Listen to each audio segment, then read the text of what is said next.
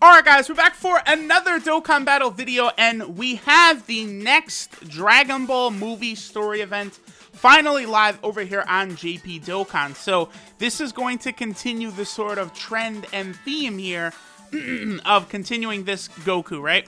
So he started out as an SR Kid Goku. We're able to awaken him to an SSR, and now this is him as AT, where we're finally able to awaken him with medals we can get from the story event right here. Now, what's most interesting to me about this is, even though we have Goku and Krillin here, this is actually only a Goku card. There is no one else in the actual card for all intents and purposes as of right now. So even though you see Krillin all over the place, it's only just Goku, even though Krillin is even in the super attack and does stuff, right? But it's still only just Kid Goku for now. So we don't really know what the LR will be. The next film, you know, there's a possibility it could be, you know, Goku and Arale, because the next Dragon Ball film, you know, kind of incorporates Arale into it, you know, versus Mercenary Tao. So, you know, we'll see if that's what ends up being the LR. Kid Goku and Arale, that would be an interesting LR for sure. But we'll see what they eventually end up doing. Most people think it'll be Kid Goku, Kid Krillin, and Master Roshi, because that was one of the, LR selection picks. But we'll see what they eventually end up doing.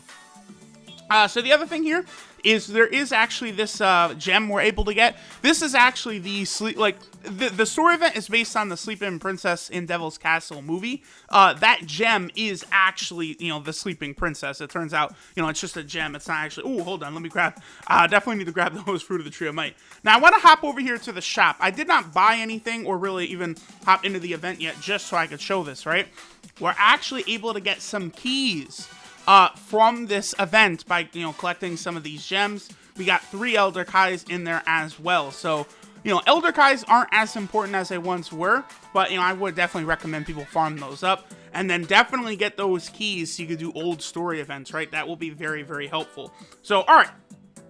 All that being said, let's go ahead and hop into the event. I believe there is a category drop rate buff using the Seekers of the Dragon Ball category. I did sort of build up a full team for that. It's not going to be a max percentage, you know, sort of team that we're going to get here. No, not super extreme. But, you know, we will be able to get a nice little buff here, because obviously the first form Frieza would give a bigger buff than the transforming Frieza, but it's pretty easy to build a villain team with all the units that we have on this category. Right now, this category is still pretty weak, man. I really think we need, like, what do we need? They got to give us, like, a Vegeta from the Saiyan saga, who's really good. He would be able to buff this category a lot, and also a really good Demon King Piccolo. They could give us some other versions of some of the heroes, you know, like maybe a, you know, Krillin on Namek or something, who could be very, very useful, because obviously the category, it's just characters that are actually trying to collect the Dragon Balls, right? So this film, Sleeping Princess in Devil's Castle, just like the first Dragon Ball film, how it sort of is a loose retelling of the beginning arc of Dragon Ball, you know, the first, what, like 13 episodes or so. Sleeping Princess in Devil's Castle just kind of retells how Krillin and Goku become apprentices under Master Roshi here. He has them go and fetch the Sleeping Princess in Devil's Castle. When they get there, it turns out to be that gem. But, you know, they meet Launch for the first time over there in this movie, and they're able to bring her back, and then Roshi is, you know, he's satisfied with just that. Krillin, of course, is a bit of a dickhead in the movie. That's why, obviously, Krillin is a boss here right at the start. I'm a little disappointed that they only just gave us the Awakening for the Goku card. I mean, we could have gotten a new Krillin here. You know, the villain of the movie, Luciifer.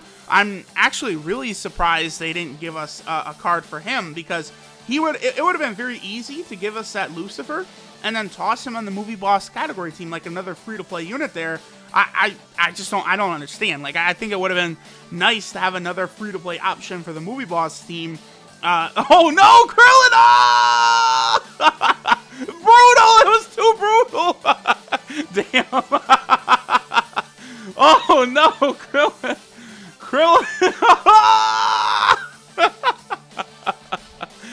Damn, Krillin. Alright, so there.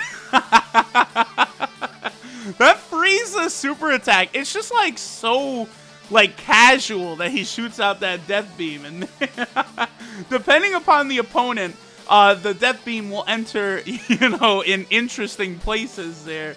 Woo! Oh, now one other thing that I think is disappointing, this Yamcha right here, Yamcha doesn't really do much in the film besides just kind of dick around, but like, they could have brought him. Oh, I could bring the Tech LR Ginyu Force in here as well, huh? Yeah, they are on the category. Whatever, we're doing fine with the team we're rocking. No reason to change it. I doubt the drop rates for the medals will be that bad, right? They could have given us that Yamcha, right? Because even though he doesn't do much, he is still, like, you know, present in the film. Like, I do want, like, you know, all the different versions of characters, you know, they all got different outfits on at different points. I want them to be added into Dokkan. Like, the big one still is the Android 18, who gets absorbed by Cell. Like, that version, she steals Chi-Chi's clothes, and then that's the version that gets absorbed by Cell. That Android 18 is actually a very good unit in Dragon Ball Legends, but we don't yet have her in Dokkan, which is really a shame. So this guy right here, oh yeah, he does do that. He kind of creates like this little flame or whatever, and he's sort of able to fly using that. That's what the homie is doing right there, kind of with that little flame underneath him. Goku is actually kind of tricky in Dragon Ball. Many times he does sort of tricky or crafty, like kind of crafty like Naruto is, right? Where he kind of ends up getting a lot of these enemies fucked up either by themselves or by the environment. And Goku sort of deceives this little red demon guy of getting eaten by like some giant monster fish or whatever it is. The one thing I'll say about the film is it's very, very dark. And then when I say dark, I mean like literally actually dark, like because the whole thing's taking place at night. And like the environment, that castle, the demon's castle, it's really difficult to tell what exactly is going on in the environment. And then of course, you know, being a Dragon Ball property, we got to get Bulma in a different outfit, and we got to get her showing up, like, to basically be lusted after. That's what happens with her when her and Yamcha and them actually show up at the Devil's Castle. Again, but going back to it, man, I really wish they had added the Luciifer as a card. I know he's going to be a boss in here, because I did see Mai tweeted out last night some of the different boss units that are going to be added, like that the red demon guy we just fought, that Kid Krillin, and then of course there is the actual Luciifer card itself. Okay, so there's launch. Yeah, there's Luciifer right there. See, it's fun because he's kind of just chilling right there. But towards the end of the movie, he puts shades on. And I was like, okay, my man, you could really get a card of him with the shades on. Like, he could have been a free-to-play movie boss category leader at that point. Like, don't play with me. So yeah, and then it looks like we're fighting Launch here. This is where Launch sort of comes in to steal the Sleeping Princess, the really, really good gem that is there. Luciifer has like some kind of crazy plan, by the way, where he's trying to like, my man is literally trying to blow up the sun using like moonlight energy that gets absorbed by the Sleeping Princess, right? And then of course, moonlight energy. Oh, so I wonder what happens with Goku, right? Yeah, there's the actual Sleeping Princess itself right here. Is this the stage where we farm it up? Probably is, huh?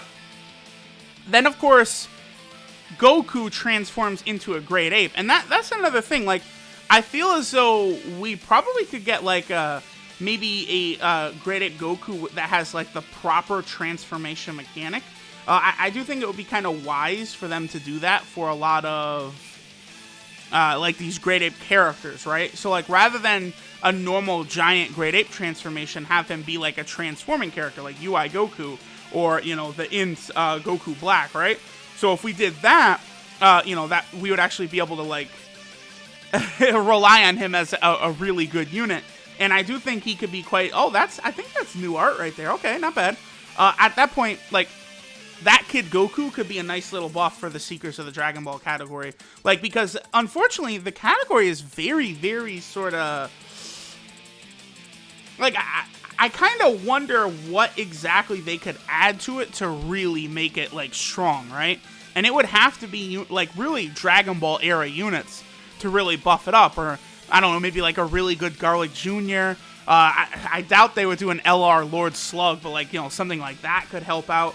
We would need something like that to buff up that category. I think the biggest unit, again, that they could do that would really make this category stronger would be Demon King Piccolo. Either a Dokkan Fest or a transforming unit. Whatever the case, that would be the way to go. I guess we'll just bring this Tech Ginyu Force. We're not going to be working too good on Ki here, but, it's not like these story stages are tough anyway.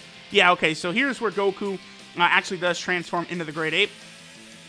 Now, what's odd about it is, even though, this is taking place after the sort of Pilaf Castle, beginning sort of stuff, a lot of the characters, it's as though this is the first time they've seen, Goku do the Great Ape. So it's almost like the movie is directly following the Curse of the Blood Rupees film rather than actual follow like the first like actual arc of Dragon Ball, right? So they do take down Goku in the exact same way though, where they just have Puar turn into scissors. All the very like old school style Dragon Ball stuff. It's refreshing going back and checking out some of that earlier Dragon Ball stuff, because like a lot of these stuffs, like Curse of the Blood Rupees, like I had seen I think 1 or maybe 2 times before that story event came out, and then I kind of rewatched it to refresh myself. Same thing with Sleeping Princess and Devil's Castle. This is not, it's not something I've watched 1,000 times. Like I picked up a Blu-ray collection of all of the Dragon Ball, not Blu-ray, DVD. It's a DVD of all the yeah. See, like Frieza shot him in the arm right there. Come on. I picked up a DVD collection of all the Dragon Ball films. That's in 1. And then, like, they split up the Dragon Ball Z movies into 4 different sets, I think. Or 3. No, it's 3. I'm looking at it right now. Yeah, it's 3. Okay. And then, of course, there's also just the one Dragon Ball GT kind of TV special, the one with Goku Jr., who's actually in Dokkan here. Oh, they still got to add Vegeta Jr., man. Vegeta Jr. definitely is a card that needs to be added into Dokkan. Like, that's the thing. You would think, like, Dokkan running out of ideas. Not really. There's a lot for them still to draw upon. I'm still waiting for, some of the Dragon Ball Z films, right? Like, the Super Android 13 movie, there's still a lot of characters they got to bring in. Garlic Jr., I'm already on record on video as making a promise to Rainbow Garlic Jr. when he comes out. So, definitely waiting for that boy. Alright, so now we're going to go into the last stage. This is where we fight Luciifer here. Are they going to show my man with the shades on, or are we going to get this? Nah, it doesn't look like it. Okay. They're going to take away all the fun. So yeah, this is the part where this dude Luciifer, again, he's trying to blow up the sun. He has like a giant like cannon, like a laser cannon that he's powering with the Sleeping Princess crystal.